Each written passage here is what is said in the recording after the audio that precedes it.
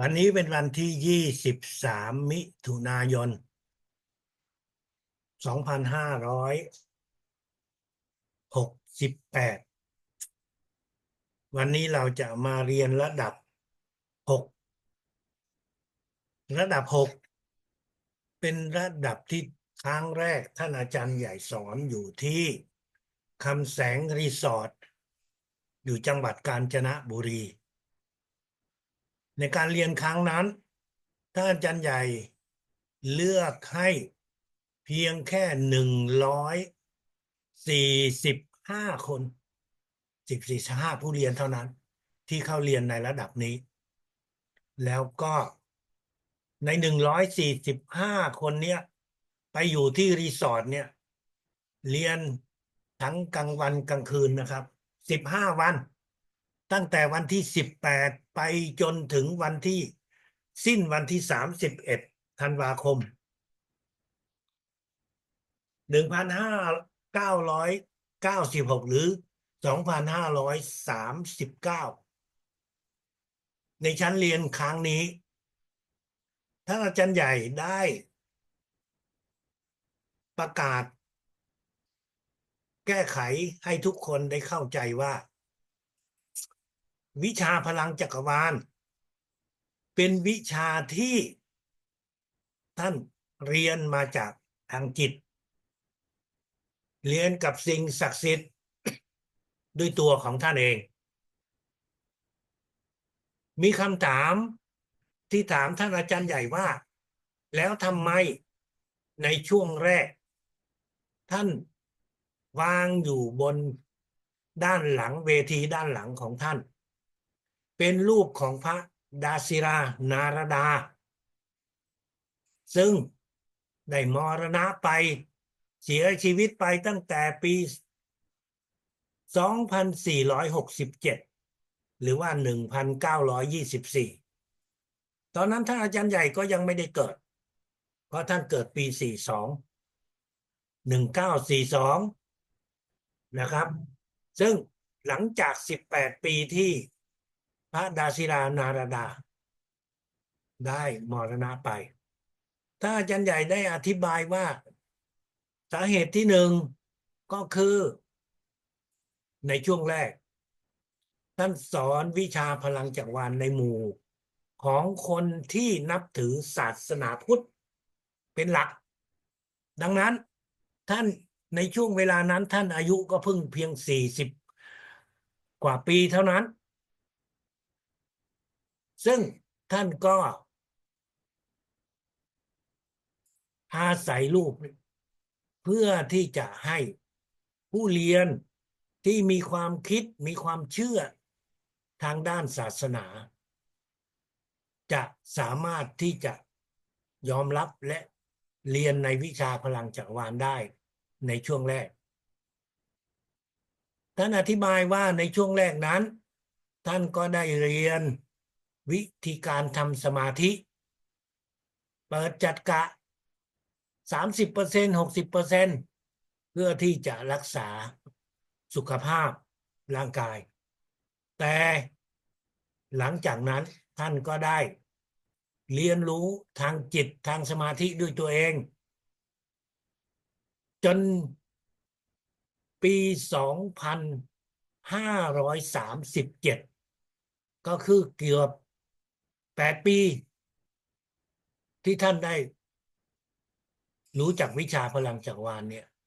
ท่านถึงจะสามารถเปิดจักระ100%ได้การเปิดจักระ100%ของท่านอาจารย์ใหญ่เรืองมิงดางนั้นท่านเรียนรู้ด้วยตัวท่านเอง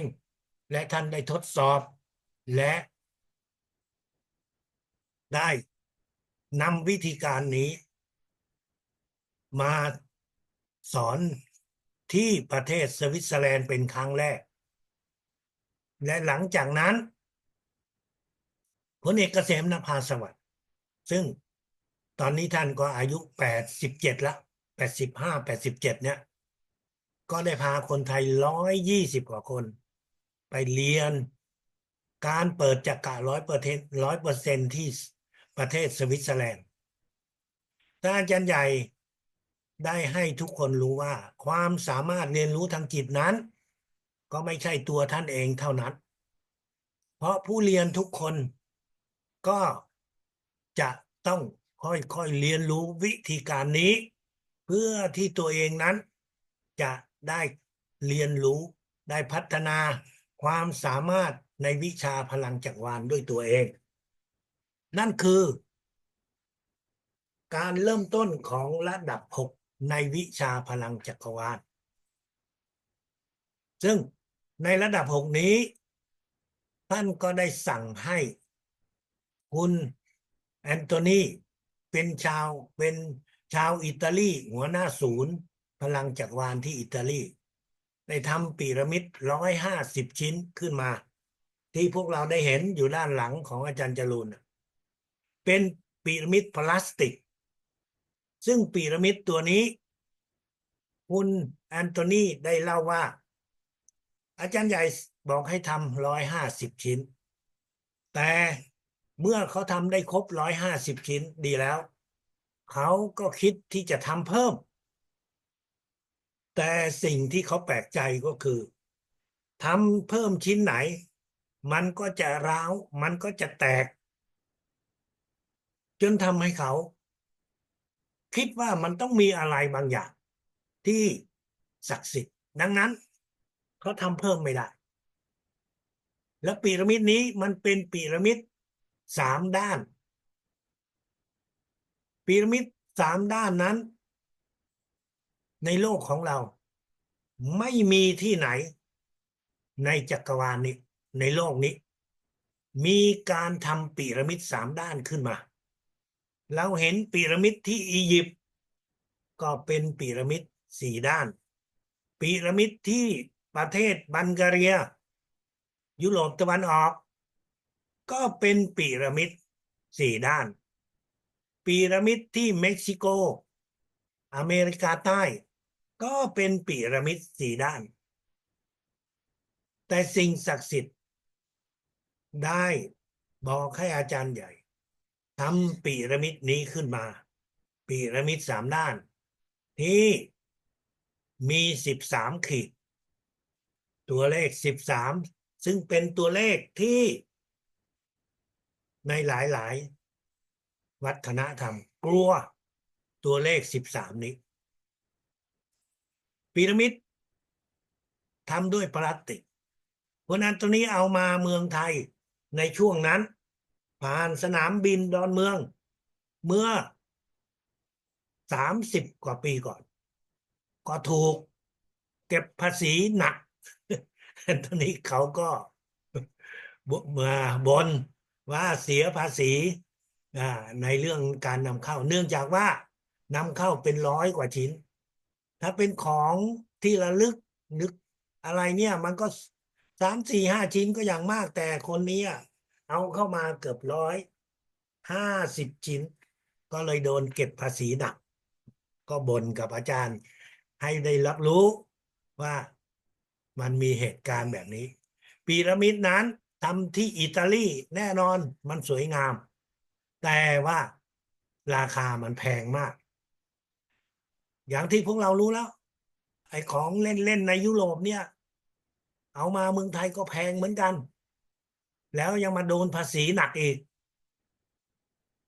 สุดท้ายท่านอาจารย์ใหญ่ในช่วงหลังก็ได้ให้ศูนย์พลังจักรวาลที่ประเทศไทยเรียนแบบทำตามก็มีหลายคนก็อยากทำเหมือนกันหลายประเทศก็อยากทำเหมือนกันแต่ท่านอาจารย์ใหญ่ไม่อนุญาตให้ศูนย์พลังจักรวาลในเมืองไทยศูนย์เดียวเท่านั้นที่ทำพีระมิดนี้ขึ้นมาซึ่งพีระมิดนี้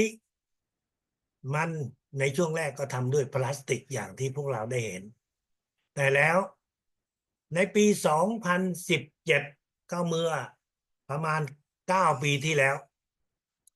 อาจารย์จรูนเข้าไปสอนในเรือนจำผู้ต้องขังในเรือนจำนั้นไม่มีสิทธิ์ที่จะมีของแข็งของคมแหลมเหมือนกับพีระมิดผู้เรียนในเรือนจำนั้นก็ไม่สามารถที่จะมีพีระมิดนี้ได้ยังไม่พูดถึงว่าเสียเงินซื้อ แม้ว่าเราเห็นเป็นแค่พลาสติกมันก็หลายร้อยบาทนะครับ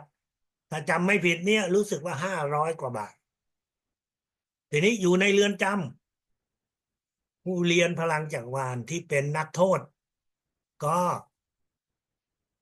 ต้องมีพีระมิดเพื่อเรียนระดับ6ดังนั้นพีระมิดทำด้วยกระดาษจึงได้เกิดขึ้นมาผ่านไปแล้ว9 ปี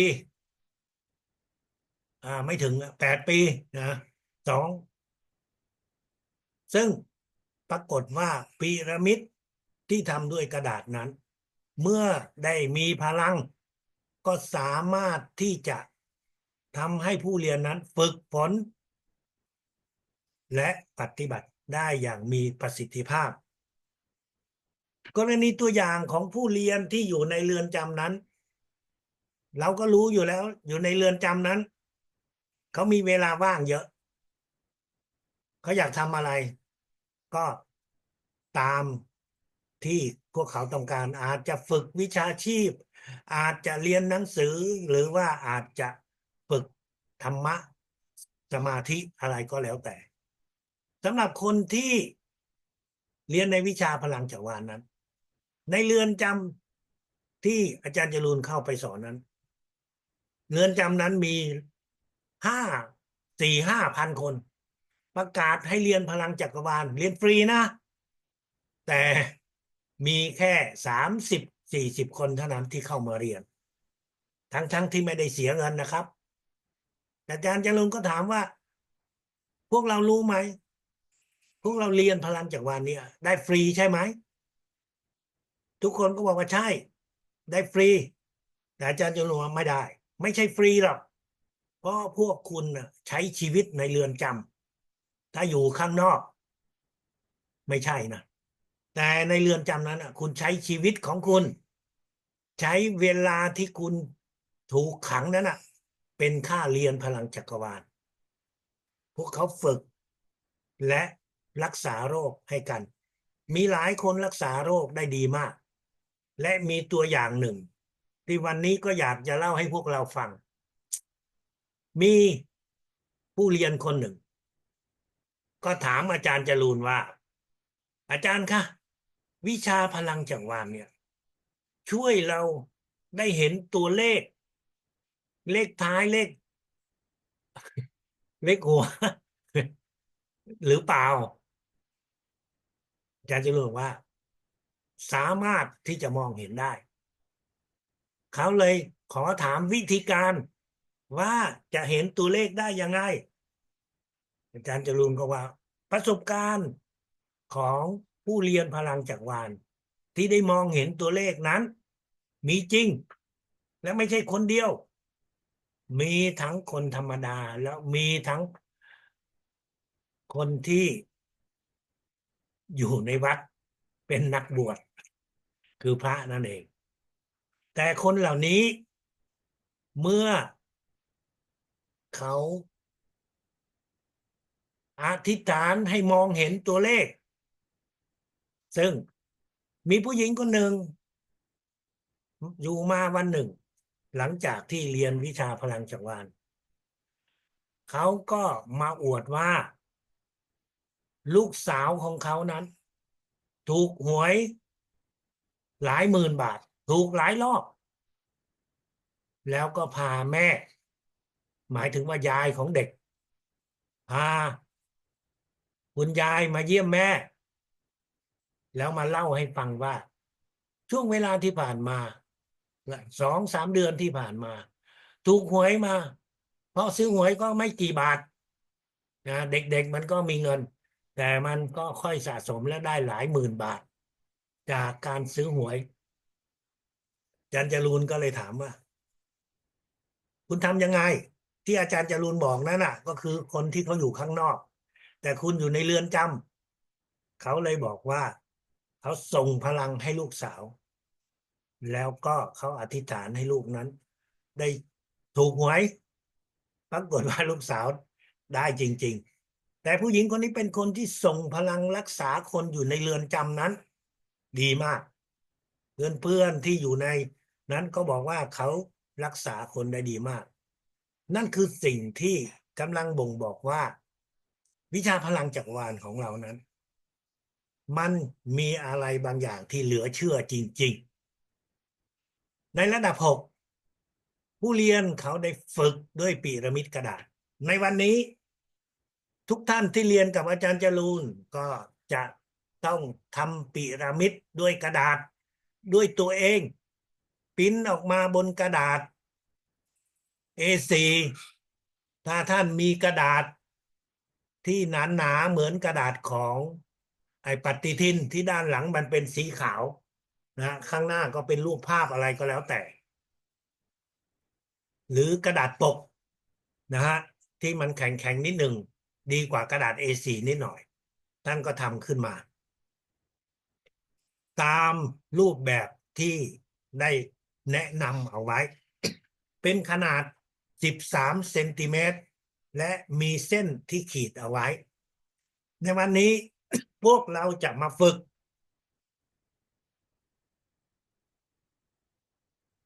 กการทำสมาธิกับพีระมิดซึ่งมีหลายคนในช่วงหลังก็เข้าใจว่าพีระมิดที่เราใช้นั้นเป็นพีระมิดซ้อนเป็นความเข้าใจที่ผิดเพราะว่าเมื่อเราเรียนถึงระดับ6ก็จะมีพีระมิด13เซนติเมตรชิ้นเดียวเท่านั้นแล้วตอนที่เรียนขึ้นไปถึงระดับ7 7+1ถึงจะมีการแจกพีระมิดเล็ก5เซนติเมตรแต่ในชั้นเรียนหลังๆช่วงหลังนั้นท่านอาจารย์ใหญ่ก็บอกให้แจกทีเดียวเลยทั้ง2พีระมิดเพื่อที่จะสะดวกถึงแม้ว่าคนที่เรียนในระดับ6ตอนนั้นก็มีหลายคนเรียนซ้อนระดับ6ระดับ7คู่กันไปดังนั้นจึงแจกพีระมิด2 อันเท่านั้นจึงทำให้มีผู้เรียนหลายคนเรียกว่าพีระมิดซ้อนหรือว่าพีระมิดคู่ดังนั้นเราจะต้องเข้าใจให้ถูกต้องว่าพีระมิด13เซนติเมตรเป็นพีระมิดที่เราจะใช้เพื่อฝึกทำสมาธิเท่านั้นส่วนพีระมิดเล็ก5เซนติเมตรเราก็จะใช้เพื่อที่จะรับพลังของระดับ7 7+1ในระดับ6วันนี้พวกเราจะต้องเข้าใจว่าการทำสมาธิกับพีระมิดเล็กนั้นเราวางพีระมิดอยู่ต่อหน้าไม่ต้องวางสูงนะแล้วเราก็จะใช้สายตาของเรามองทีละเส้นทีละเส้นจากข้างบนลงข้างล่างท่านสามารถฝึกพีระมิดนี้วันหนึ่งกี่ครั้งก็ได้แต่อย่างน้อยที่สุดท่านต้องฝึกพีระมิด1 ครั้งก่อนที่เราจะรับส่งพลังมองจากบนลงล่างวันหนึ่งท่านฝึกพีระมิดก็อย่างน้อย5 นาทีและไม่เกิน30 นาทีท่านไม่ต้องรีบร้อนมองจากยอดลงฐานล่างเพราะมีบางคนนั้นมองปุ๊บจากยอดลงฐานล่างภายใน5 วินาทีนั่นเป็นการมองที่ไม่ควรที่จะฝึกแบบนั้นท่านมองทีละเส้นทีละเส้นเส้นหนึ่งท่านมองใช้เวลาโดยประมาณ2 วินาทีมองจากบนลงล่างแล้วก็ย้อนขึ้นไปข้างบนเมื่อถึงฐานล่างแล้วก็ย้อนขึ้นไปข้างบนนั่นคือการฝึกสมาธิกับพีระมิด13 เซนติเมตรพวกเราสามารถทำด้วยตัวเราเองท่านต้องฝึกทำด้วยตัวท่านเองเพื่อในอนาคตท่านต้องการสอนให้กับคนอื่นวิชาพลังจักรวาลเมื่อท่านมีประสบการณ์ท่านมี ความรู้ความเข้าใจได้ลึกซึ้งมากขึ้น ประสบการณ์นั้นจะทำให้ท่านรู้สึกว่าเราจะต้องถ่ายทอดวิชาพลังจักรวาลให้คนรุ่นต่อไป และหนึ่งในสิ่งที่ท่านจะต้องพบเจอนั่นก็คือพีระมิดท่านทำพีระมิดด้วยกระดาษด้วยตัวเองได้ ท่านก็จะสอนให้กับคนรุ่นอื่นวิธีการทำพีระมิดนี้ ก็ได้ส่งเข้าไปอยู่ในไลน์ของพวกเราทุกคนแล้ว ท่านได้ทำมาแล้ว ท่านไหนที่ยังทำไม่ได้ถูกต้อง ก็เรียนรู้แล้วทำใหม่ แล้วก็นัดอาจารย์จรูนส่งพลังให้นะครับ เพื่อที่เราจะได้ฝึก พยายามทำให้ได้ภายในวัน2 วันนี้นะครับ เพราะว่ามันเพียงการปริ้นลงแผ่นกระดาษ แล้วก็ตัดส่วนเกิน แล้วก็พับมันแล้วก็เอาอ่าอะไรติดมันเอาไว้ อย่างเช่นกาวหรือว่าสติกเกอร์อะไรเนี่ยก็แล้วแต่นะครับ ตอนนี้พวกเราจะมาร่วมฝึกด้วยกันเป็นตัวอย่างให้พวกเรานั้นได้ฝึกให้ได้ถูกต้องพีระมิดตอนนี้อยู่ต่อหน้าทุกคนแล้วนะครับโดยเฉพาะท่านใหม่นะครับให้วางอยู่ต่อหน้านะครับเริ่มต้นนะครับอธิษฐานในจิตคิดในจิตตามอาจารย์จรูนไปนะครับไม่ต้องส่งเสียงนะครับ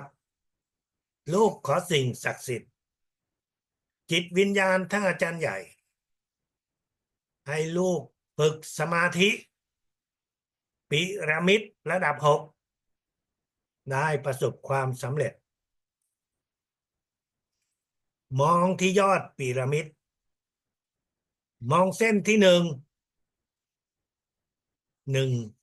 2 วินาทีมองเส้นที่2 1 2 วินาทีมองเส้นที่3 1 2 วินาทีมองเส้นที่4มองเส้นที่5มองเส้นที่6มองเส้นที่7เส้นที่8เส้นที่9เส้นที่10เส้นที่11เส้นที่12เส้นที่13ย้อนขึ้นไปข้างบนเส้นที่1เส้นที่2เส้นที่3เส้นที่4เส้นที่5เส้นที่6เส้นที่7เส้นที่8เส้นที่9เส้นที่10เส้นที่11เส้น12เส้น13 1 นาทีย้อนขึ้นไปข้างบนเส้น1เส้น2เส้น3เส้น4เส้น5เส้น6เส้น7เส้น8เส้น9เส้น10เส้น11เส้น12เส้น13ย้อนขึ้นไปข้างบนเส้น1เส้น2เส้น3เส้น4เส้น5เส้น6เส้น7เส้น8เส้น9เส้น10เส้น11เส้น12เส้น13ย้อนขึ้นไปข้างบน เส้นหนึ่งเส้นสองเส้นสามเส้นสี่เส้นห้าเส้นหกเส้นเจ็ดเส้นแปดเส้นเก้าเส้นสิบ1112132 นาทีเส้นหนึ่งเส้นสองเส้นสามเส้นสี่เส้นห้าเส้นหกเส้นเจ็ดเส้นแปดเส้นเก้าเส้นสิบเส้น11เส้น12เส้น13ย้อนขึ้นไปข้างบนเส้นหนึ่งเส้นสองเส้นสามเส้นสี่เส้นห้าเส้นหกเส้นเจ็ดเส้นแปดเส้นเก้าเส้นสิบเส้น11เส้น12เส้น13 3 นาทีเส้นหนึ่งเส้นสองเส้นสามเส้นสี่เส้นห้าเส้นหกเส้นเจ็ดเส้นแปดเส้นเก้าเส้นสิบเส้น11เส้น12เส้น13ย้อนไปข้างบนเส้นหนึ่ง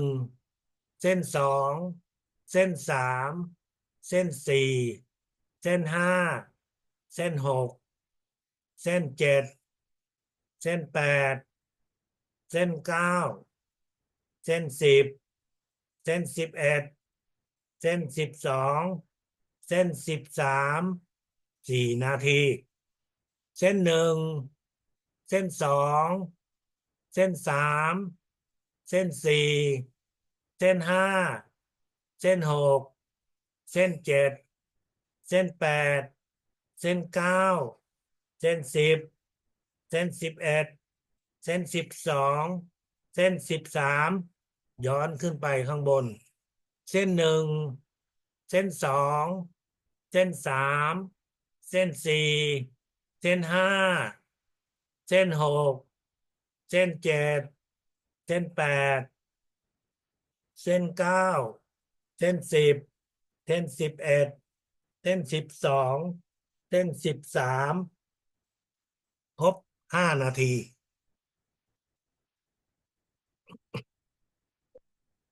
อย่างน้อย ท่านก็ฝึก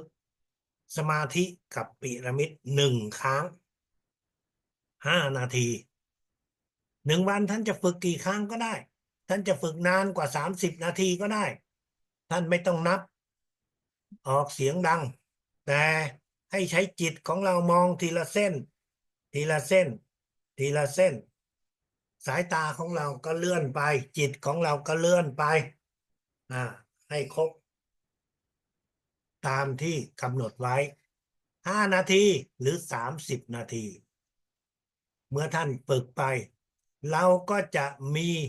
พลังความสามารถในการที่จะรับพลังพีระมิดพลังพีระมิดนี้ที่เราจะรับนั้นก็เพื่อที่จะส่งให้กับตัวเราพลังพีระมิดนี้ให้เราจินตนาการในรูปแบบดังต่อไปนี้ท่านจินตนาการว่าอยู่ในศีรษะของเรามีพีระมิดชิ้นที่1พีระมิดนี้ก็คือจักระ7ก็คือยอดของพีระมิดจักระ7จักระ6ก็คือด้านหน้าของพีระมิด2 จุดเหนือหูก็คือ2 มุมด้านหลังของพีระมิดดังนั้นในสมองของเรามีพีระมิดชิ้นที่1พีระมิดนี้ก็คือจักระ7 6และ2 จุดเหนือหูนั่นคือพีระมิดชิ้นที่1ใน ให้เราจินตนาการในช่วงแรกเราทำแบบช้าๆแต่พอเราคล่องแล้วเราก็จะทำได้เร็วขึ้นพีระมิดชิ้นที่สองคือพีระมิดที่ลอยอยู่ในอากาศที่อยู่ข้างๆเราแล้วมันก็ลอยเข้ามาสวมเป็นหนึ่งเดียวกับพีระมิดในสมองของเราสองพีระมิดนี้มาซ้อนกันเป็นหนึ่งเดียวช่วงเวลาที่เราทำนี้ก็ไม่กี่สิบวินาที10 วินาทีหรือไม่เกิน30 วินาทีท่านจินตนาการสองพีระมิดนี้อยู่ที่สมองใช้จักระหกของเรานะหลังจากที่ท่านจินตนาการสองพีระมิดซ้อนอยู่แล้วเราก็ใช้จักระหกของเรานี่แหละมองเห็นพีระมิดมองเห็นจักระหกจักระเจ็ดในช่วงเวลาเดียวกันไม่เกิน30 วินาทีท่านอาจจะรู้สึกว่าร้อนอยู่ที่จักระหกของตัวเองถ้ามันมีอาการร้อนตรงนี้มันเหมือนกับคนเป็นไข้นะครับก็คืออุณหภูมิมันก็จะอยู่ที่38 39เหมือนกับเราเป็นคนไข้นั่นแหละถ้ามันร้อนขึ้นท่านก็หยุดนั่นคือการเชื่อมต่อของพีระมิดภายนอกกับพีระมิดภายในสมองของเราเพื่อที่จะให้พลังของพีระมิดได้เข้ามาที่จักระเจ็ดของเราแล้วหลังจากนั้นเราก็จะส่งพลังพีระมิดนี้ไปในจุดที่เรามีอาการเจ็บมีอาการปวดท่านเจ็บที่หน้าอกคิดสองพีระมิดนี้อยู่ในสมองของเราแล้วให้มันเข้ามารวมกันเป็นหนึ่งเดียวแล้วเราก็คิดมาที่เราเจ็บเช่นที่หน้าอกเราก็คิดมาที่หน้าอกโดยคำสั่งที่ว่าให้พลังของพีระมิดซ้อนเนี่ยมาที่หน้าอกของเราไอ้ที่เราเจ็บตรงหน้าอกเนี่ยคือภายนอกแต่มันเจ็บจากภายในเป็นเพราะว่าเราเป็นโรคหัวใจหรือเพราะว่าเราเป็นมะเร็งอยู่ที่หน้าอกซึ่งไม่ว่ามันจะเป็นโรคอะไรแต่ในช่วงแรกก็คืออาการเจ็บอาการปวดเราก็ส่งพลังเข้าไปถ้าเราเจ็บปวดที่ท้องแล้วก็จินตนาการพีระมิดซ้อนแล้วก็หลังจากนั้นเราก็ใช้จักระหกของเราหรือว่าความคิดของเราเนี่ยคิดไปที่ท้องออกเป็นคำสั่งว่าให้พลังพีระมิดซ้อนเนี่ยมาที่ส่งมาที่ท้องของเราซึ่งเรากำลังมีอาการเจ็บในท้องของเรามันมีอวัยวะ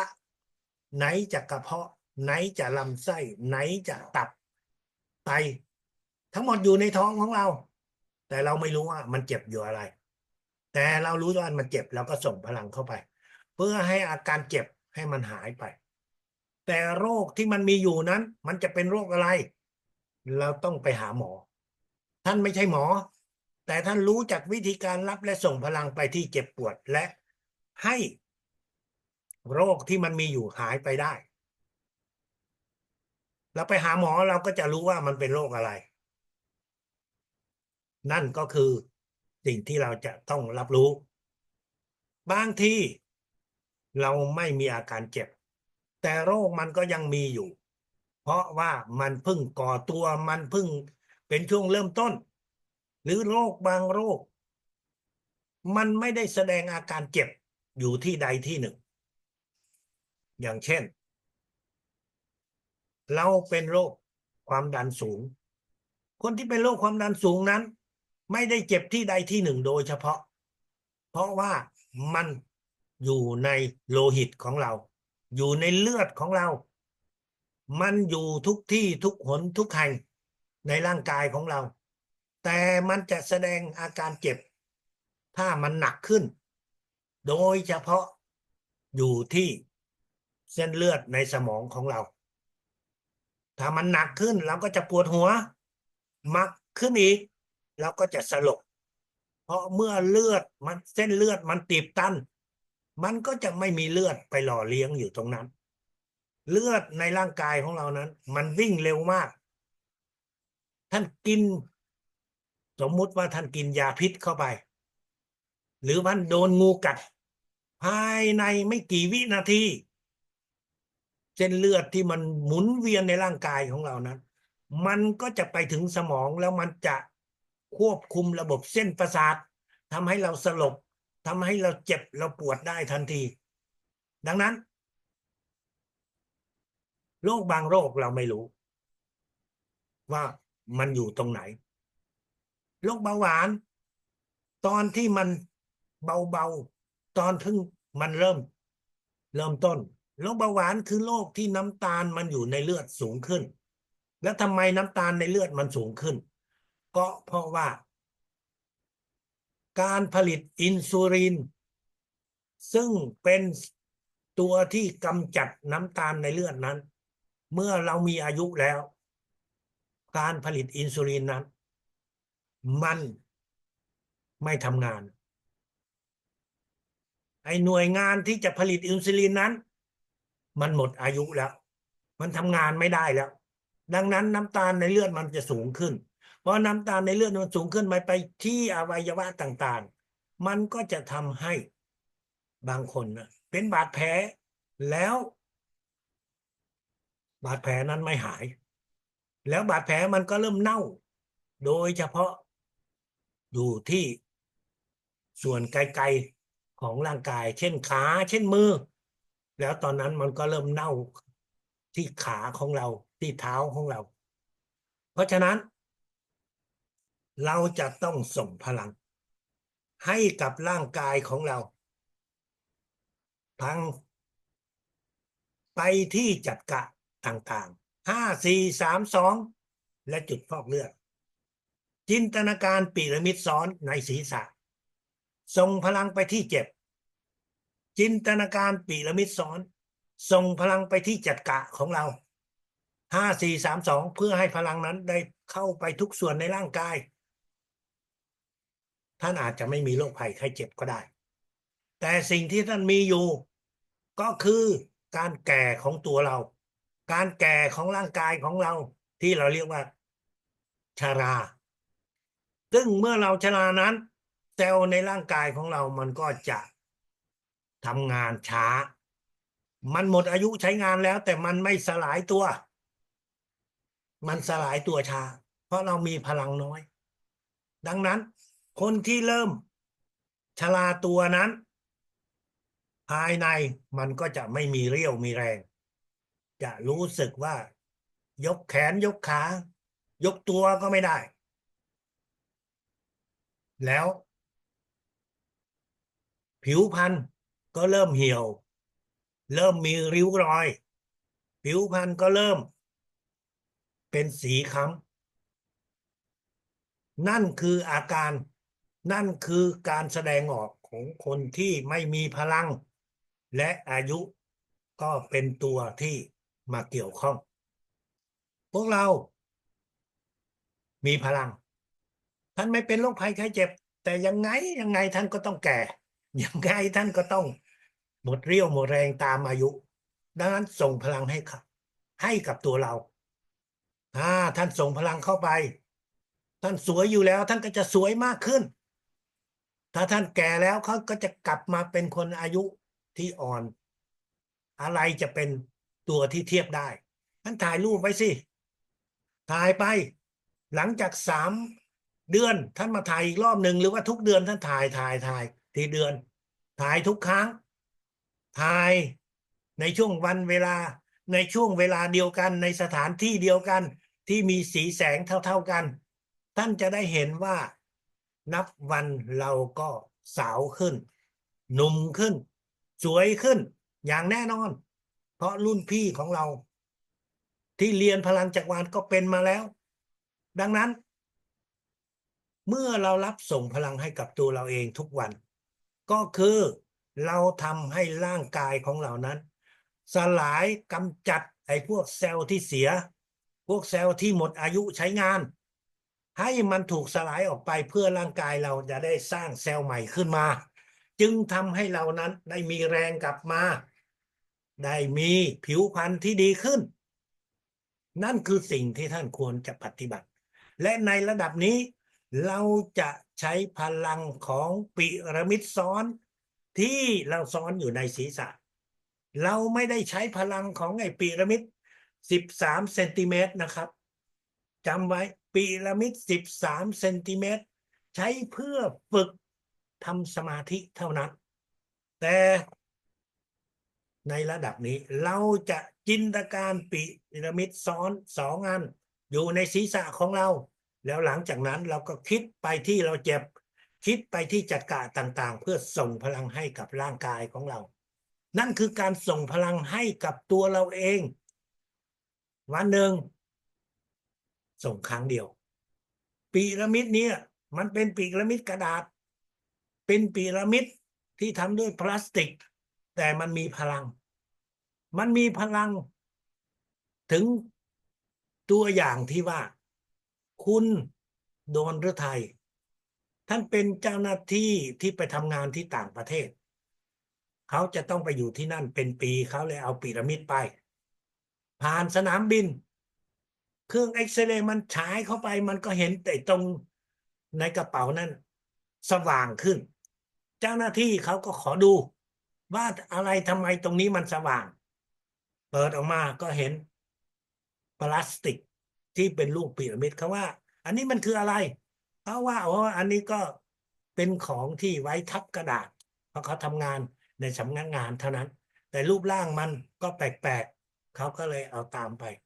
เจ้าหน้าที่ก็ไม่ได้คิดอะไรถ้าบอกว่าเป็นนู่นนี่นั่นอาจจะหลายเรื่องแต่ว่าเนี่ยมันก็เป็นแค่พลาสติกก็ฉายรอบใหม่ก็ยังสว่างแต่ว่าเขาก็เอาไปนั่นคือพลังของพีระมิดที่มันถูกฉายขึ้นในเครื่องเอ็กซเรย์ที่สนามบินเมื่อหลายสิบปีก่อนพวกเรามีพีระมิดแล้วถามว่าเราจะวางมือรักษาเหมือนกับระดับต้นๆได้ไหมท่านสามารถวางมือได้เพราะเราไม่ได้ใช้พีระมิดที่จะวางบนร่างกายของตัวเราหรือว่าของคนอื่นเพียงแต่ว่าเมื่อเราจะวางมือให้กับเขาแต่เราวางมือแต่จิตของเรายังต้องซ้อนพีระมิดจิตของเรายังต้องรับพลังและจิตของเราก็จะคิดส่งไปนะครับส่งไปในบนในร่างกายของเราหรือว่าถ้าเราจะรักษาให้กับคนอื่นก็เช่นเดียวกันแล้วก็จินตนาการพีระมิดอยู่บนตัวเราแล้วก็ส่งพีระมิดพลังพีระมิดนั้นไปให้กับคนที่เราต้องการ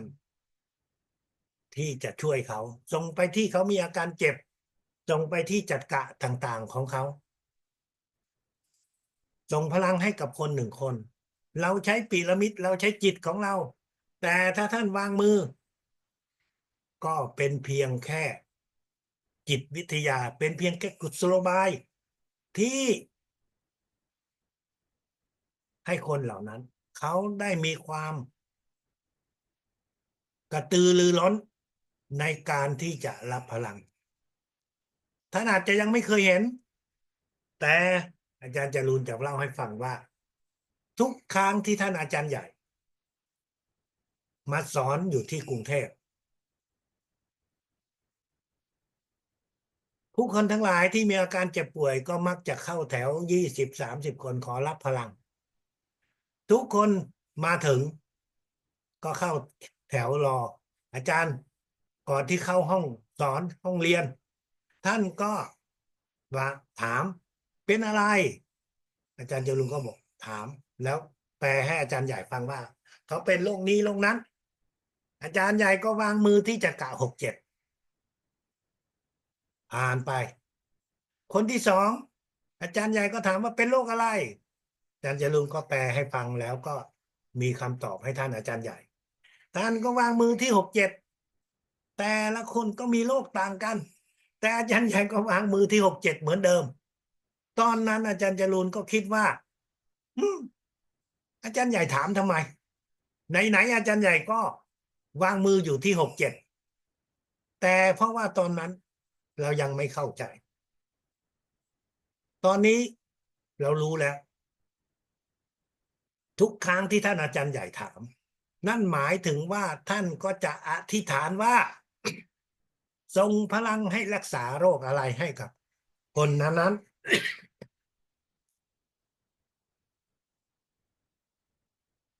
ดังนั้น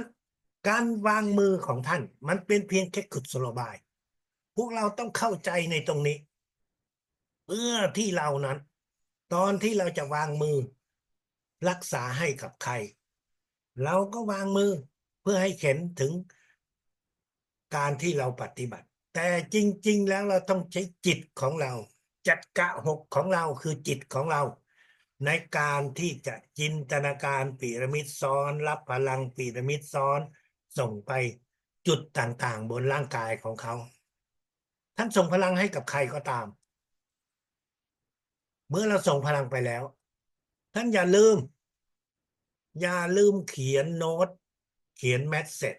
เขียนข้อความส่งไปถึงคนคนนั้น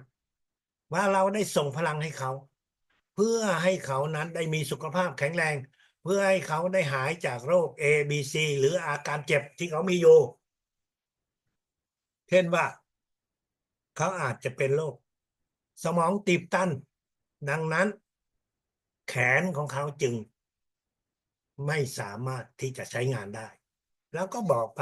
เราส่งพลังให้กับสมองถ้าด้านขวาส่งพลังไปตรงนั้นเพราะเส้นเลือดในสมองตรงนั้นมันตีบตันแล้ว แขนซ้ายของเขาสมองขวามันก็จะควบคุมแขนซ้ายสมองด้านซ้ายมันก็จะควบคุมแขนด้านขวาแล้วเราก็ส่งพลังไปแล้วเขียนเมสเซจส่งให้เขาได้รู้ว่าเราได้ทำอะไรการเขียนเมสเซจนี้จะทำให้จิตของคนเหล่านั้นเขาคิดถึงพลังของเราทุกวันเขาจะคิดถึงเราจิตของเขาจะคิดถึงเราเพราะว่าเมื่อถึงเวลาที่เราส่งพลังให้เขาท่านส่งพลังตอนไหนท่านก็ส่งเมสเซจตอนนั้นพยายามทำให้คงที่แต่บางทีเราอาจจะติดธุระเราต้องรีบออกไปเราก็เลยไม่ได้ส่งก็ส่งตอนไหนก็แจ้งไปเดี๋ยวจิตของเขาก็จะตามเพื่อที่จะขอบคุณในพลังที่เราส่งให้เขานั่นคือสิ่งที่ท่านควรจะเข้าใจและควรจะปฏิบัติเมื่อเราจะส่งพลังให้กับหนึ่งคนแต่ดีที่สุดก็คือโทรศัพท์แต่ในบางครั้งสัญญาณโทรศัพท์มันไม่ขึ้นนะครับเราไม่ใช้โทรศัพท์ธรรมดาได้เพราะว่ามันคิดเงินถ้าส่งแบบนั้นเดือนหนึ่งหลายร้อยบาทแต่ถ้าเราใช้แบบไลน์เดี๋ยวนี้ไลน์เนี่ยท่านโทรไปเนี่ยฝั่งนู้นอาจจะไม่ได้ยินเสียงฝั่งนู้นอาจจะไม่รู้ว่าเราโทรมาก็เลยเสียเวลาเราแต่ถ้าเราส่งข้อความไปส่งข้อความไปเขาจะได้รับแน่นอนนั่นคือสิ่งที่เราควรที่จะเข้าใจเพื่อปฏิบัติในบางครั้ง ท่านอาจจะไปข้างนอกเมื่อท่านไปข้างนอกท่านก็จะเจอกับคนที่ไม่รู้จักหรือคนที่รู้จักพูดคุยกันเรื่องนู้นเรื่องนี้แต่ในบางครั้งมันก็จะมีอะไรที่เกี่ยวข้องกับสุขภาพกับโรคภัยไข้เจ็บที่เขามีอยู่ถ้าเขาได้พูดถึงโรคภัยไข้เจ็บเขาไม่อยู่เราก็ขออนุญาตว่าเราจะขอส่งพลังรักษาให้เขาได้ไหมเขาก็จะแปลกใจและเขาว่าทำยังไงเราก็นั่งนิ่งๆแล้ววางมือที่เขาเจ็บแล้ววางมือที่จัดการของเขาแต่เราใช้จิตเราส่งพลังท่านทำได้เพียงครั้งเดียวเพราะเจอเขาในวันนั้นเท่านั้นในวันอื่นๆเราไม่ได้เจออีกก็ไม่เป็นไรเรารู้แล้วเรามีไลน์ของเขาแล้วก็กลับมาส่งด้วยจิตของเรานั่นคือสิ่งที่ท่านสามารถที่จะทำได้เพื่อที่จะให้เรานั้นได้มีประสบการณ์ ประสบการณ์ได้มีการทดสอบความสามารถของตัวเราเอง การที่เราจะส่งพลังเนี่ยเขาอยู่ตรงไหนก็ได้ ในบ้านเขาก็ได้ ในต่างประเทศก็ได้ พลังของเราก็จะไปถึงคนเหล่านั้น แต่จำไว้ ก่อนส่งพลังต้องอธิษฐาน ส่งพลังแล้วจะส่งวันเดียว1 ครั้งเท่านั้น และส่งให้จบ หมายถึงว่าเราส่งแล้วส่งทุกจักระให้จบ ส่งทุกที่ที่เราต้องการส่งให้จบ ไม่ใช่ว่าเราแบ่งว่าครึ่งหนึ่งแล้วทำตอนเช้าแล้วครึ่งหนึ่งทำตอนเย็น ไม่ส่งพลังแบบนั้น ทั้งหมดไม่เกิน5 นาที ส่งครั้งเดียวใน1 วัน นั่นคือวิธีการที่เราจะฝึกและเราจะส่ง วันไหนเจอใครได้ วางมือได้เราวางมือ วันไหนไม่เจอก็ไม่เป็นไร เราก็ใช้จิตของเราส่งพลัง ไม่ว่าจะเป็นตรงที่เขามีอาการผ่าตัด เขามีอาการบาดเจ็บ เขาอาจจะเป็นมะเร็งที่หน้าอกเขาอาจจะเจ็บที่คอเขาอาจเจ็บที่หูที่ตา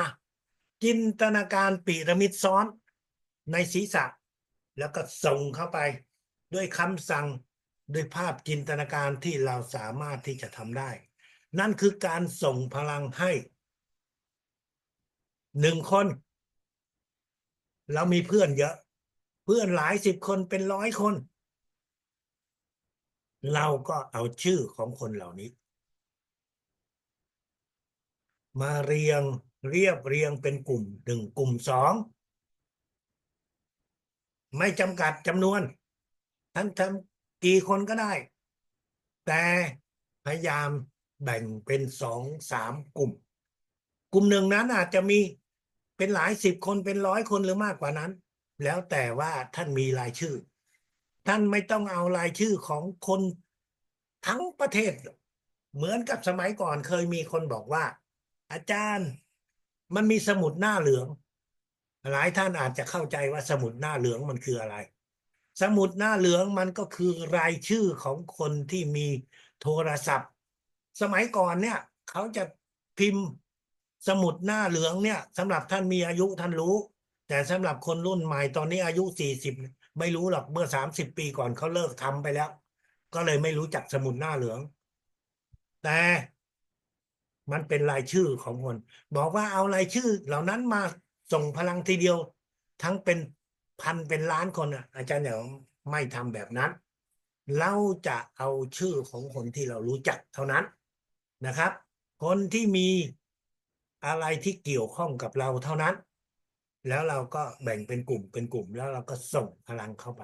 อธิษฐานว่าเราจะส่งพลังให้กับกลุ่มที่1 จินตการพีระมิดซ้อนที่ศีรษะของเรา ส่งคุมไปในรายชื่อของเขาส่งแล้วเราก็จินตนาการเอาตัวเรานี่แหละเป็นหุ่นก็ได้ แล้วเราก็ส่งพลังเข้าที่7 5 4 3 2ของตัวหุ่นของตัวเรา เราจินตนาการแล้วก็ส่งเข้าไป เพื่อให้เรานั้นได้ฝึกส่งพลังให้กับคนที่เป็นหมู่ ท่านไม่ต้องกังวลใจว่า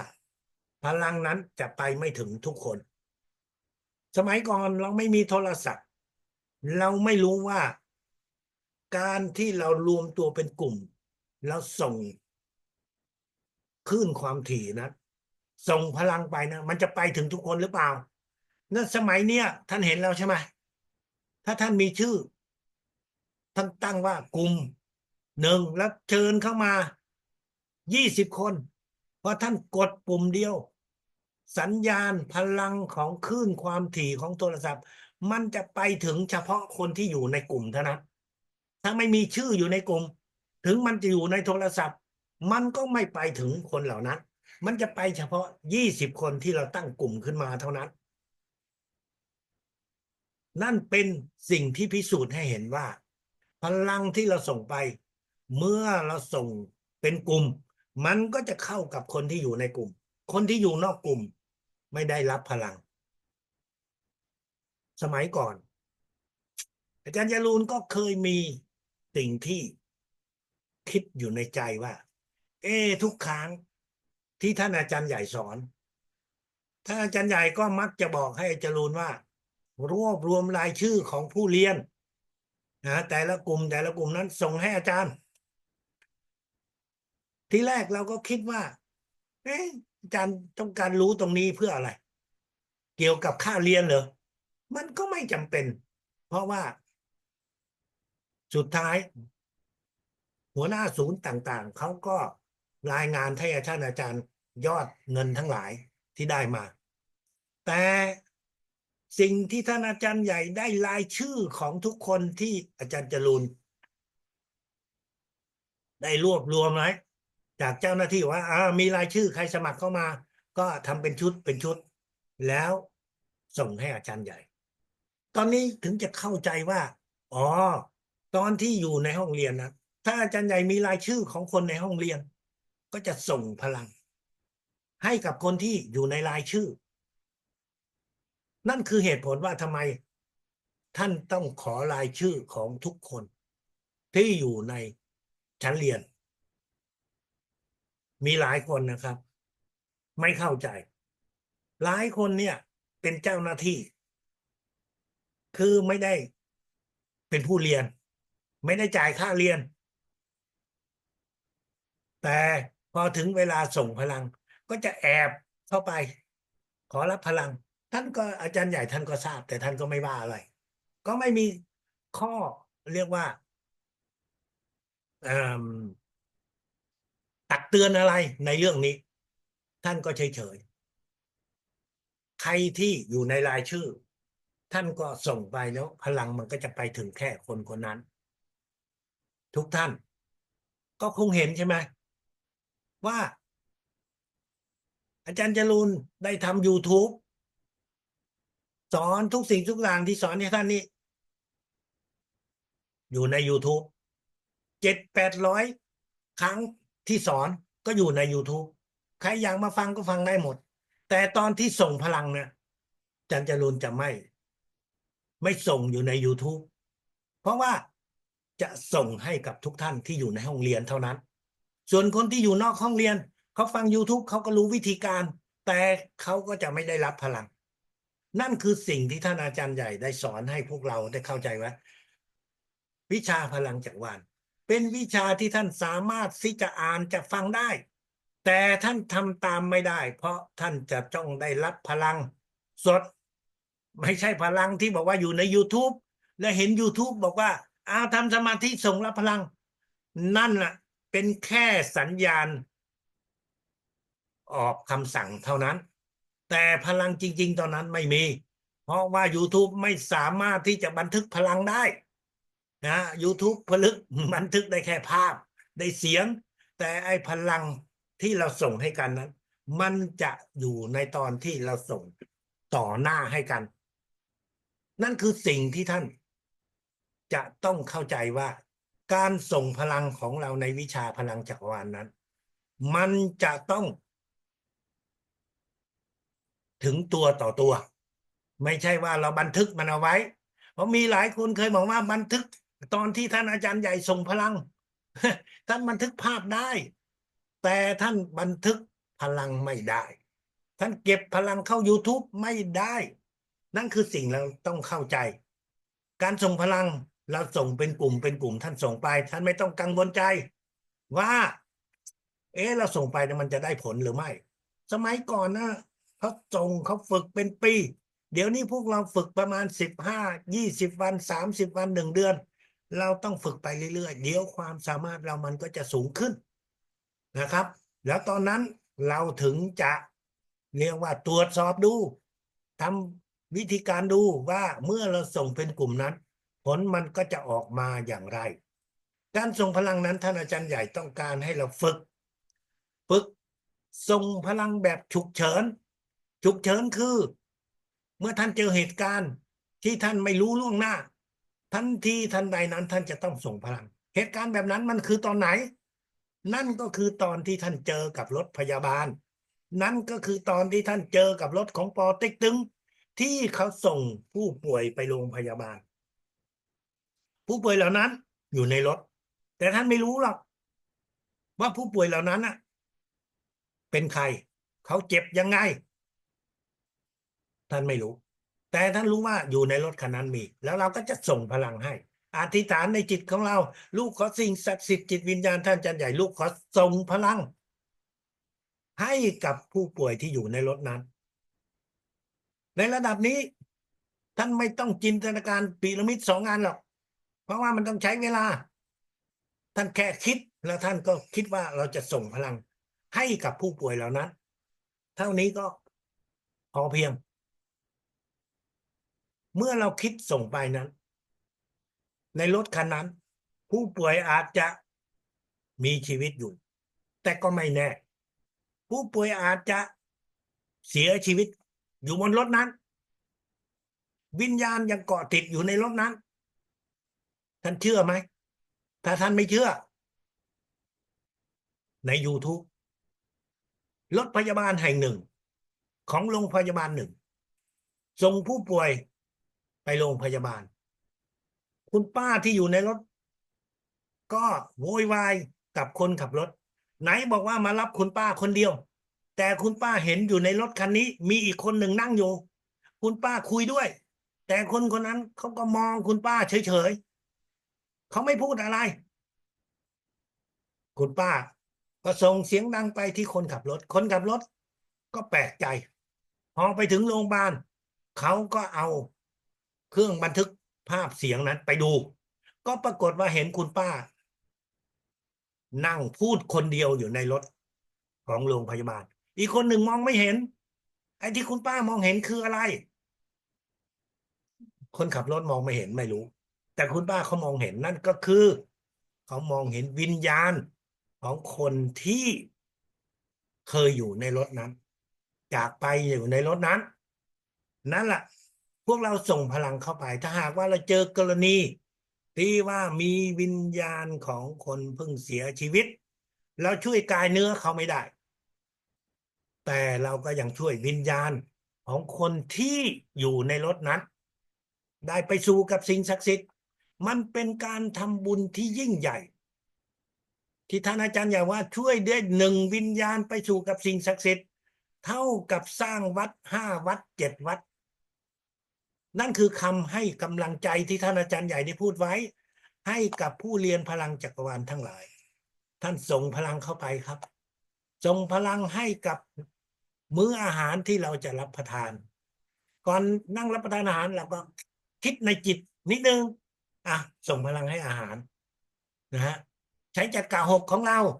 ที่จิตของเรามองไปที่โต๊ะอาหารแล้วขอรับพลังพีระมิดซ้อนส่งเข้าไปนั่นคือสิ่งที่เราทำได้ตั้งแต่ระดับ6ท่านอาจารย์ใหญ่ก็บอกให้เราว่าคุณมีโอกาสที่จะทำน้ำสำรองน้ำสำรองนี้คือน้ำที่เราจะใช้ในยามวิกฤต200 ลิตรน้ำกับเกลือ20 กรัมใส่เข้าไปในโอ่งวางพีระมิดของเราแล้วทำสมาธิพีระมิดบนโอ่งน้ำนี้รับพลังของพีระมิดซ้อนส่งเข้าไปน้ำนี้เราจะใช้เก็บไว้ในยามคับขันยามวิกฤตที่น้ำทั่วไปไม่สามารถใช้ได้เราก็จะได้ใช้ความสามารถของเราในการส่งพลังสูงขึ้นแล้วท่านไปไหนไปที่ใดที่มีวิญญาณพลังแฝงอย่างเช่นไปสถานอ่าที่เขาฝังศพหรือว่าอ่าสถานอย่างที่วัดแถวพื้นที่เหล่านั้นหรือบ้านเก่าแก่ก็มักจะมีวิญญาณพลังแฝงที่อยู่ที่นั่นในกรุงเทพนะครับมีบ้านหลาย10 หลังที่เป็นบ้านที่มีวิญญาณอยู่ที่คนไม่สามารถไม่กล้าที่จะเข้าไปอยู่เป็นบ้านที่เก่าแก่คนที่เขาเสียชีวิตแล้วเขามักจะปรากฏตัวพวกเรานั้นอาจจะเจอวิญญาณพลังแฝงในรูปแบบที่ว่าท่านไปพักที่รีสอร์ทท่านไปพักที่โรงแรมแล้วในห้องพักเหล่านั้นอาจจะมีวิญญาณของวิญญาณเร่ร่อนถ้าท่านไปถึงที่นั่นบางทีท่านได้ยินเสียงบางทีท่านรู้สึกขนลุกบางทีท่านนอนแล้วก็ไม่ได้ยินน้ำไหลหรือว่าท่านอาจจะฝันอะไรต่างๆเนี่ย การปรากฏตัวของวิญญาณพลังแฝงเหล่านั้น เขาต้องการให้เราช่วยเหลือ แต่เราไม่สามารถพูดคุยกับเขาได้ แต่การปรากฏตัวของเขานั้น คือการที่เขาต้องการให้เรานั้น ช่วยให้เขาได้หลุดพ้นได้ออกไปจากที่นั่น แต่เขาไม่รู้จะทำยังไง สิ่งที่เขามีสิทธิ์ที่จะทำได้กับเราก็คือการบอกให้เรารู้ว่า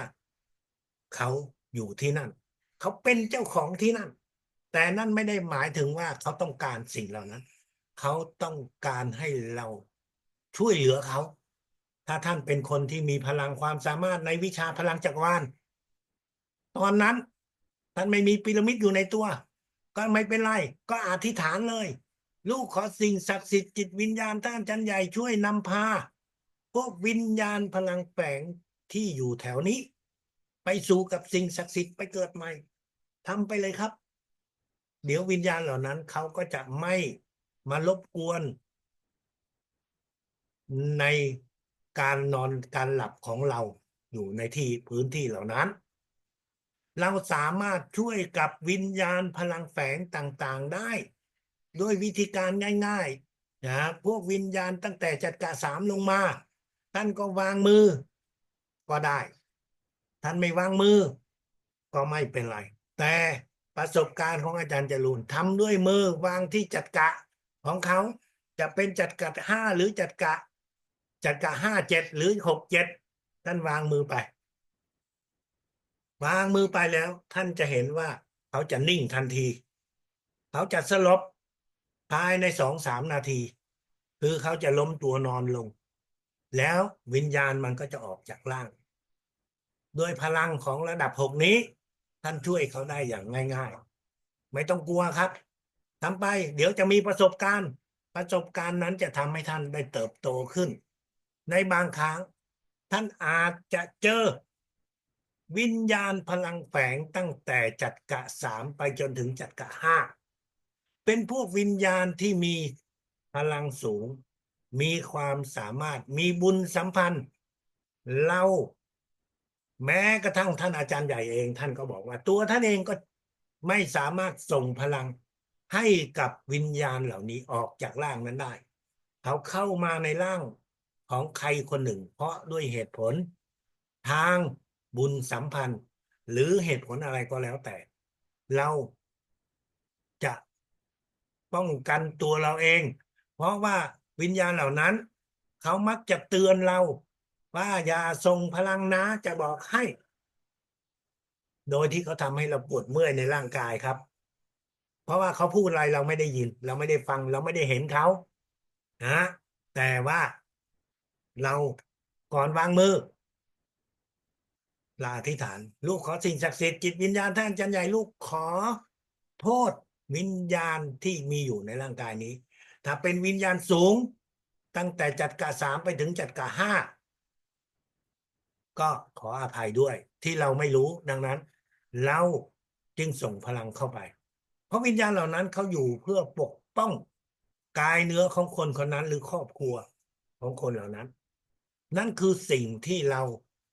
จะต้องรู้เพื่อเราจะได้ปฏิบัติได้ถูกต้องพวกท่านเรียนถึงระดับ6พวกเราสามารถมีพลังในการที่จะส่งให้กับบรรพบุรุษสายเลือดเดียวกันกับเราได้ไปเกิดทวดของท่านเป็นชาติเกิดที่1ปู่ย่าตายายเป็นชาติที่2พ่อแม่เป็นชาติที่3สำหรับคนบางคนไม่เคยรู้จักคนเหล่านี้พ่อแม่บางคนอาจจะไม่รู้จักด้วยซ้ำเพราะ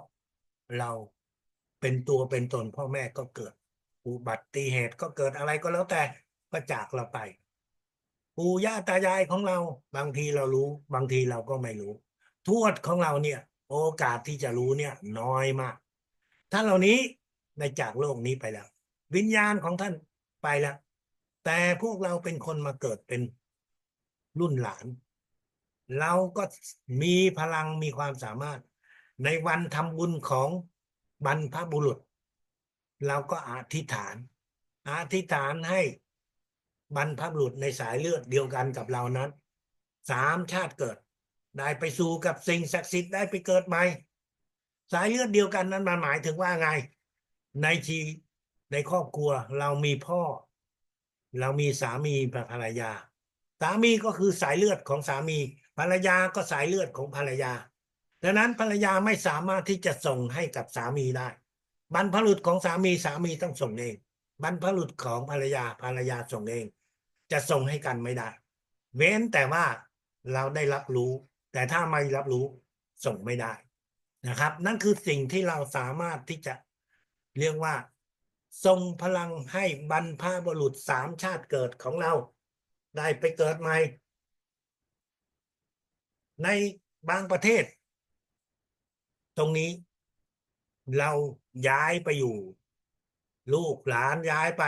ปบางทีก็ไม่รู้เลยว่าบรรพบุรุษอยู่ที่ไหนก็ทำไม่ได้แต่ในบางประเทศเราอยู่เราเกิดเราโตอยู่ในที่เดียวในหลายชาติดังนั้นมันก็เป็นโอกาสที่เราจะทำได้พลังของพีระมิดซ้อนเราสามารถส่งไปพื้นที่ต่างๆของประเทศต่างๆที่เราได้ยินข่าวว่ามีภัยพิบัติท่านไม่ได้อยู่ตรงนั้นแต่ท่านรับรู้ท่านสามารถที่จะส่งได้เพื่อช่วยให้ภัยพิบัติเหล่านั้นได้ลดลงนั่นคือสิ่งที่เราสามารถที่จะทำได้นะครับในระดับนี้วิชาพลังจักรวาลท่านสามารถที่จะเริ่มใช้ได้แล้ว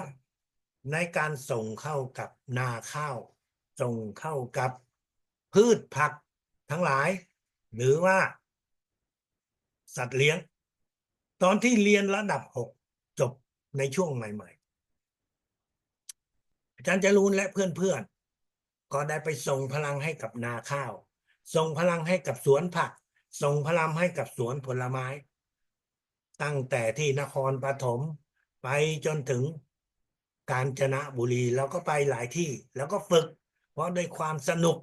ด้วยความอยากจะลองดูว่าส่งในคนนี่เราทำได้แล้วแต่ส่งให้พืชผักนี่มันจริงหรือเปล่าแล้วก็ทำไปแล้วมันได้ผลจริงๆส่งไปในสวนผักแถวนครปฐมในสวนผักเป็นมุงเลื้อยแล้วก็แบ่งกันส่งพลังเข้าไปสัปดาห์ละ1 ครั้งปรากฏว่าตอนที่เก็บผักคนที่มารับจ้างเก็บผักบังเอิญเป็นวันที่เราก็ไปส่งพลังก็เจอเขาบอกว่าปีนี้แปลกผักเนี่ยทุกปีเนี่ย1 ร่องก็1 รถกระบะแต่ปีนี้2 ร่องเนี่ยจะต้อง3 เที่ยวถึงจะหมด กลายเป็นว่าขาดทุนแน่นอนเขาไม่ยอมขาดทุนอยู่แล้วแต่ว่านั่นบ่งบอกว่าไอ้พลังที่เราส่งเข้าไปแน่นอนเราต้องขออนุญาตเจ้าของสวนนะเราไม่ได้แอบที่จะเข้าไปส่งแล้วก็ขออนุญาตเขาก็ถามว่าทำยังไงเราก็ยืนอยู่ต่อหน้าเท่านั้นแหละแต่ว่าเราขอยืนข้างในของมุ้งนะครับแล้วเราก็มอง3 ร่องด้านขวาเราส่งพลัง3 ร่องด้านซ้ายเราไม่สนแล้วก็ส่งพลังนั่นแหละสวนผักก็เป็นอย่างนั้นสวนนาข้าวก็เหมือนกันแล้วก็ส่งมันก็ได้ผลนะครับไปส่งให้กับคุณยายคนหนึ่งเรียกว่าส่งนาข้าวไม่ใช่ส่งพลังให้กับคุณยายคุณยายนั้นเป็นคนที่เฝ้าดูตอนนั้นมันแถวอยู่ถ้าจำไม่ผิดก็อยู่แถวลาดกระบังเนี่ยใกล้ๆเนี่ยนะก็คือนาข้าวเราก็แบ่งเป็น2 ส่วนเราส่งพลังเราขออนุญาตคุณยายบอกว่าพวกผมจะมาส่งพลังให้กับนาข้าวนะคุณยายว่าได้ส่งยังไงแล้วว่าทำอย่างนี้คุณยายก็หัวเราะว่าอยากส่งก็ส่งไปไม่มาวันหนึ่งเราก็เจอไอ้คนที่เขามาฉีดยาให้กับนาข้าวเขาได้ยินได้ฟังว่าโอ้พวกนี้เป็นคนบ้าส่งได้ยังไงแต่เราก็ทำไปตอนที่เก็บเกี่ยวข้าวปรากฏว่าคุณยายในวันนั้นคุณยายเก็บเรียบร้อยแล้วเรามาถึงก็สัปดาห์ก่อนหน้านั้นมันก็ยังไม่ได้เก็บแต่สัปดาห์นี้เราไปถึงมันก็เก็บแล้วคุณยายก็ออกมาแล้วก็เชิญเข้ามาเปิดน้ำนมถั่วเหลืองให้คนละขวดกิน แล้วคุณยายก็เอามา1,000 บาทบอกว่านี่คุณยายเห็นวิ่งมา3-4 เดือนเนี่ยคุณยายก็ให้1,000 บาทค่าน้ำมันเราก็รับจากคุณยายไม่ใช่ว่าเราขาดน้ำมันเพราะเรามีน้ำมันของมูลนิธิอยู่แล้วแต่ว่าน้ำใจของคุณยายบ่งบอกว่าสิ่งที่เราทำนั้นมันได้ผลถึงขนาดคุณยายจากที่ไม่สนใจก็มาต้อนรับเรานั่นคือสิ่งที่เราทำกับนาข้าวกับสวนผักซึ่งพวกเราทุกคนนั้นสามารถที่จะทำได้ใช้พลังของสิ่งศักดิ์สิทธิ์พลังของพีระมิดนี้ในกิจกรรมต่างๆปศุสัตว์ทางเวียดนามเนี่ยเขาทำนาข้าวเนี่ยแล้วเอาข้าวนี้ไปงานแสดงได้เหรียญทองนะครับเพราะว่าข้าวเนี่ยมันมีคุณสมบัติที่ดีมากเสียดายที่ว่าผู้ที่เรียนพลังจักรวาลโดยส่วนใหญ่กับไม่ใช่เป็นชาวนาชาวไร่เลยก็ไม่ได้อ่าเรียกว่าเอาไปประยุกต์ใช้ได้อย่างมีประสิทธิภาพพลังของพีระมิดนี้เราสามารถที่จะส่งพลังวางพีระมิดบนกล่องยาบนในร้านขายยาแล้วเราก็จินตนาการพีระมิดซ้อนส่งพลังให้ทั้งร้านขายยาถ้าเราเป็นคนที่ขายยานะครับเพื่อให้ยาเหล่านั้นหรือสต็อกยาก็ได้นะไม่ใช่ร้านแต่เป็นที่เก็บเพื่อให้ยาเหล่านั้นได้มีประสิทธิภาพที่สูงขึ้นได้มีผลข้างเคียงที่น้อยลงนั่นคือสิ่งที่เราสามารถที่จะทำได้ในการใช้พลังของพีระมิดท่านเป็นคนที่เขียนหนังสือทำงานวิจัยทำงานในออฟฟิศทำงานค้างานขายอะไรก็แล้วแต่ประยุกต์ใช้พลังของพีระมิดเข้ากับงานที่เราทำเองโดยการที่เราอธิษฐานให้พลังพีระมิดนี้สร้างให้สิ่งต่างๆเหล่านั้นได้นำมาความสุขได้มาประสิทธิภาพที่ดีเพื่อให้สุขภาพให้กับทุกคนที่ใช้อย่าอธิษฐานให้ได้เงินเดือนเยอะอย่าอธิษฐานให้ได้ขึ้นตำแหน่งอย่าอธิษฐานให้เรานั้นมีรายได้สูงขึ้นสิ่งเหล่านั้นเป็นคำอธิษฐานในเชิงเห็นแก่ตัวอย่าอธิษฐานท่านอาจารย์ใหญ่บอกไว้แล้วว่าวิชาพลังจักรวาลนั้นท่านเรียนกับสิ่งศักดิ์สิทธิ์ดังนั้นท่านก็ต้องการให้ทุกคนที่เรียนพลังจักรวาลรู้จักวิธีการนี้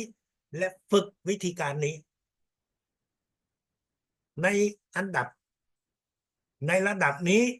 ให้เราฝึกติดต่อทางจิตกับท่านอาจารย์ใหญ่โดยการที่เรานั้นรับพลังของพีระมิดแล้วคิดส่งไปที่จักระ6ของท่านอาจารย์ใหญ่อธิษฐานให้ท่านช่วยให้เราได้พัฒนาความสามารถทางจิตวิญญาณพลังจักรวาลส่งพลังให้ท่านส่งสิ่งที่เราอยากจะรู้ท่านอยากจะรู้อะไรท่านก็ส่งไปท่านอาจจะรู้แล้วท่านก็ส่งไปอีกก็ได้เพื่ออะไรเพื่อที่จะฝึกให้จิตของเรานั้นได้เรียนรู้ทางจิตท่านอาจจะยังไม่ได้คำตอบถึงแม้ว่าท่านส่งไปแต่ท่านไม่ได้คำตอบเพราะว่าเราเพิ่งเริ่มต้นฝึกทำไปเรื่อยๆทำไปเรื่อยๆเดี๋ยวคำตอบมันจะมาเมื่อเราฝึกไประยะเวลาหนึ่งคำตอบมันจะมา3รูปแบบดังต่อไปนี้รูปแบบที่1คือเราจะคิดขึ้นมาเองได้นั่นคือรูปแบบที่1แน่นอนการที่เราคิดขึ้นมาเองเราอาจจะสงสัยว่าเอ๊ะเราคิดถูกหรือเปล่าท่านก็ส่งคำถามแบบเดิมนั้นไปนั่นคือแบบที่1แบบที่2อยู่ดีๆก็มีคนมาพูดถึงเรื่องที่เราอยากจะรู้เขาพูดถึงเรื่องนั้นโดยที่เขาไม่รู้ว่าเรากำลังต้องการคำตอบนั่นคือแบบที่2แบบที่3 ท่านจะได้ยินเสียงอยู่ในจิต เป็นคำพูดที่อยู่ในจิต ไม่ใช่อยู่ในหู ในจิตนั้นมันมีเสียงมาลอยเข้ามา บอกให้เราเกี่ยวกับเรื่องนั้นๆ นั่นคือ3 รูปแบบที่ท่านจะได้ แต่ก็ไม่ใช่ว่ามีเพียง3 รูปแบบนั้น ในบางครั้งท่านอยากจะรู้อะไร ท่านถูกเขาถาม ทั้งที่ท่านไม่เคยรู้เรื่องนั้นมาก่อน แต่ท่านก็จะสามารถที่จะให้คำตอบ กินใจของคนที่ถาม นั่นก็คือมันมาจากสิ่งศักดิ์สิทธิ์ไม่ใช่ตัวเราเอง เพราะเราไม่เคยได้เรียนรู้ในสิ่งเหล่านั้น นั่นคือการฝึกฝนเรียนรู้ทางจิตที่ท่านอาจารย์ใหญ่ บอกไว้ว่าทุกคนที่เรียนพลังจักรวาลมีความสามารถนี้ แต่ท่านต้องค่อยๆฝึกไป จบระดับ6ของวันนี้ท่านไหนที่มีคำถามอะไร ท่านก็สามารถที่จะถามได้นะครับ เชิญนะครับ แล้วหลังจากนั้นท่านก็เตรียมพีระมิดอีกรอบหนึ่ง เราจะได้รับพลังให้พีระมิดของเรานะครับสำหรับท่านที่พีระมิดผมไม่แน่ใจนะครับก็เดี๋ยวผมจะขอถ้ายกขึ้นมาผมดูแล้ว ถ้ามีอะไรที่ผมยังไม่สบายใจ เดี๋ยวผมจะติดต่อกลับไป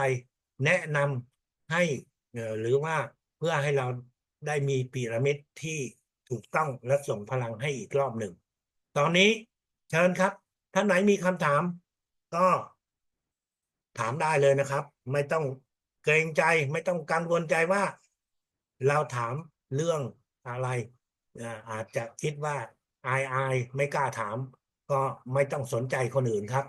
สนใจว่าตัวเราเองอยากจะรู้เราก็ถามเชิญครับ